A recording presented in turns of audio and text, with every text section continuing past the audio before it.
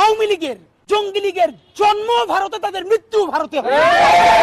বাংলাদেশে তাদের কোনো শিকড় নাই। দেখেন এখন তাদের নতুন নেতৃত্ব আনতে চায় সজীব ওয়াজেদ জয় আমেরিকায় বৈশা, আর নিজে দিল্লিতে আছে না নাই তাও তো জানি না। এখন কোন অবস্থায় আছে, চিতে আছে, কবরে আছে, নাকি ট্রমায় আছে নাকি নাই, এটা তো তার কালকে ক্লিয়ার করা উচিত।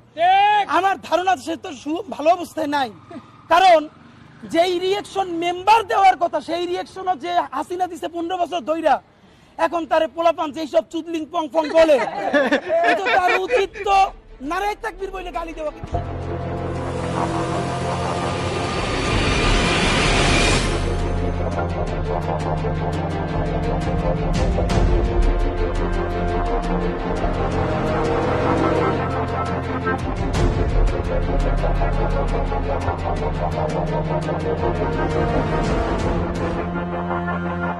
ভাই, আপনি এভাবে প্রকাশ্যে ভারত এবং দেশে আভ্যন্তরীণ বিশৃঙ্খলা এবং চাঁদাবাজি নিয়ে প্রকাশ্যে কথা বলেন, আপনার যে কোনো সময় প্রাণ নাশের আশঙ্কা রয়েছে।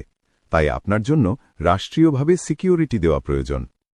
আমাদেরকে গুলি করার আগ পর্যন্ত কোনো কিছুটা আমাদের গায়ে লাগে না। যতক্ষণ না পর্যন্ত বুকে বা মাথায় গুলি চলবে ততক্ষণ পর্যন্ত আমরা কোনো স্ট্রাগল মনে করি না, এবং এক্সট্রা কোনো সিকিউরিটি লাগবে না। শুধু আমাদেরকে যদি কেউ গুলি করে মেরে ফেলে তাকে যেন ধরে বিচার করা হয়। আপনি যদি আজকে আমাকে, জাবেরকে, আমাদের টিমকে মেরে ফেলেন এবং তার যদি বিচার করতে না পারেন, তাহলে নতুন কেউ জন্মাবে না। শুধু এই জন্য তার বিচার করে ফেলতে হবে, আর কিছু স্পেশাল সিকিউরিটি লাগবে না।